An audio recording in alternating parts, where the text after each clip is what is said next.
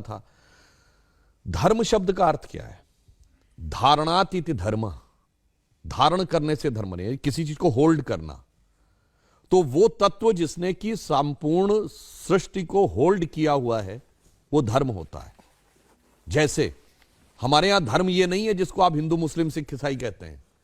हमारे यहां धर्म ये है, सूर्य का अपना धर्म है कि वो निकलता रहेगा, पृथ्वी का अपना धर्म है कि वो चलती रहेगी, ऋतुओं का अपना धर्म है। उसी प्रकार राम क्या है? राम शब्द का संस्कृत में जो उत्पत्ति है वो रम धातु से है। जो रम हिंदी, संस्कृत और अधिकांश भारतीय भाषाओं में यह प्रयोग होता है। रमने का अर्थ होता है सेटल होना। आपने शब्द सुना होगा ना, रमता जोगी, रमता जोगी बहता पानी। बहुत मन रम रहा है इसमें, लोग कहते हैं बहुत रमे हुए हो इसमें। रमणीक स्थान यानी वो चीज जिसमें आप सेटल हो जाएं। तो राम शब्द का जो व्याकरण के अनुसार अर्थ है वो है रमन्ते इति रामः, यानी वह तत्व जिसमें कि सारा संसार, सारी सृष्टि, सारा ब्रह्मांड, सारा क्रिएशन सेटल्ड है, दैट इज राम। तो धर्म ही धारण करता है और राम भी उसी के प्रतीक हैं जिसने कि संपूर्ण सृष्टि को धारण कर रखा है। इसलिए रामो धर्मः विग्रह एकदम सही व्याख्या जाएंगे। जैसे आपसे कहते हैं ना कि आपको साइंस पढ़नी है, मान लीजिए हमने इंजीनियरिंग पढ़ी, तो फोर्स क्या है, मास क्या है, एक्सेलरेशन क्या है, वेलोसिटी क्या है, इसकी डेफिनेशंस पता होंगी तब तो न्यूटन्स लॉ पढ़ पाओगे कि F is equal to ma क्या है, force is equal to mass into acceleration क्या है। ठीक, तो उसी प्रकार धर्म और राम दोनों की शाब्दिक व्याख्या समझ लीजिए तो उनकी परमार्थिक व्याख्या क्या है इसका आभार। धर्म की रक्षा आप करोगे तो धर्म आपकी रक्षा करता है। कोई कहेगा ऐसे कैसे? अब आपको बता रहे हैं, अगर आपका धर्म यह है कि सड़क पर लेफ्ट साइड चलना है, सब अगर लेफ्ट साइड चलेंगे ट्रैफिक में कोई प्रॉब्लम नहीं आएगी। आप इधर उधर करना शुरू करेंगे, 2, 4, 5% लोगों तक तो ट्रैफिक चलेगा। अगर हर व्यक्ति अपना धर्म छोड़ देगा सारा ट्रैफिक वहीं रुक जाएगा, नोबडी इज फॉलोइंग। तो इसलिए धर्म आपकी रक्षा करता है यदि आप धर्म की रक्षा करते हैं। पर यह भी कहा गया ना अपने यहां, जब जब होए धर्म की हानि, बाढ़े अधम असुर अभिमानी, तब तब हरि धरि विविध शरीरा, हर ही कृपानिधि सज्जन पीरा। तो समय समय पे अनेक रूप लेकर भगवान अनेक लोगों को तय करते हैं कि जब धर्म की हानि हो, पीड़ा हो। अब जैसे अब थोड़ा राजनीतिक दृष्टि से अगर कह दूं तो हमारी सरकार आने से पहले महंगाई भी प्रचंड थी, भारत की अंतर्राष्ट्रीय स्थिति भी गिरी हुई थी, धमाके होते थे दिल्ली, मुंबई, गुवाहाटी, चेन्नई, सब कहीं पर भी आतंकवादियों के आगे नतमस्तक थे। तब शायद भगवान जी ने किसी को नियति के रूप में चुना।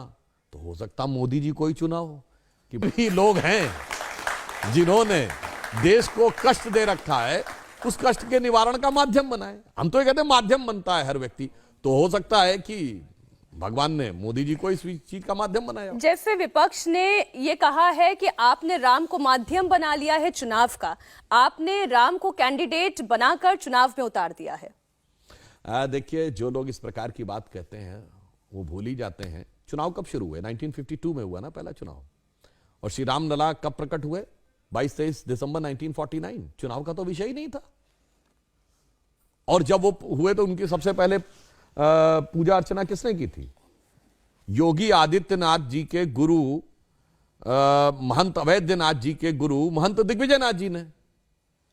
अब भैया हमारी तो पार्टी क्या मन में बनी, हम तो रामलला के साथ तब से खड़े हैं। यह विषय तो 500 साल का है, चुनाव का नहीं। पर अफसोस की बात यह है हमने कभी भगवान राम को चुनाव का मुद्दा नहीं बनाया। चुनाव छोड़िए, वो राजनीति का मुद्दा नहीं हो सकते, वो भारत की अस्मिता का मुद्दा है। और भारत से भी बढ़ के, जैसे मैंने बताया ना कि वो संपूर्ण विश्व, संपूर्ण सृष्टि के प्रतीक। हाँ, मगर बहुत से वो लोग थे जिन्होंने बाबरी को चुनावी मुद्दा बनाने का प्रयास किया था, परंतु वो उसमें असफल भी रहे। और आज जिस स्थिति में पहुंचे, इस कारण से उनके मन में वो फीलिंग आती है कि वो चुनाव की बात हम बाबरी को याद करेंगे। अब ये बात हम पहले भी कह चुके हैं, पुनः कह सकता हूं। बाबरी को याद करेंगे तो बाबरी परंपरा में 4 भाई थे ना, शुजा, मुराद, दारा और औरंगजेब। एक ने 4 का कत्ल कर दिया था, 3 का, और सगे बड़े भाई दारा शिकोह का सर काट के थाली में सजा के जेल में शाहजहां को डाल के उसके पास भेजा था। और हमारे राम की परंपरा में 4 भाई हैं, राम, लक्ष्मण, भरत, शत्रुघ्न। एक पिता के वचन पे वन जाने को तैयार, दूसरा उनके साथ जाने के तैयार, तीसरा खड़ाऊ में रख के शासन करने को तैयार। तो उनसे पूछ लो भैया, जेल में जाना चाहते हो बुढ़ापे में और अपने दूसरे बेटे कटे हुआ सर देखना चाहते हो, या अपने बेटे को इतना आज्ञाकारी चाहते हो कि अगर वो कह दो कि सारी संपत्ति छोड़ दो तो छोड़ दो, मगर आप तो सब लड़ने के लिए तैयार रहते हैं ना। संपत्ति के लिए भाई बहन भाई भाई सब आपस में लड़ने को तैयार हैं। तो इसलिए जो बाबरी की परंपरा में लेना चाहते हैं, तो मैं सिर्फ यह कहना चाहता हूं, देखिए यह देश रघुवर का देश है, यानी राम की परंपरा का। यह यदुवर का देश है, कृष्ण की परंपरा का। तो रघुवर की परंपरा से जोड़िए, यदुवर की परंपरा से जोड़िए, बाबर की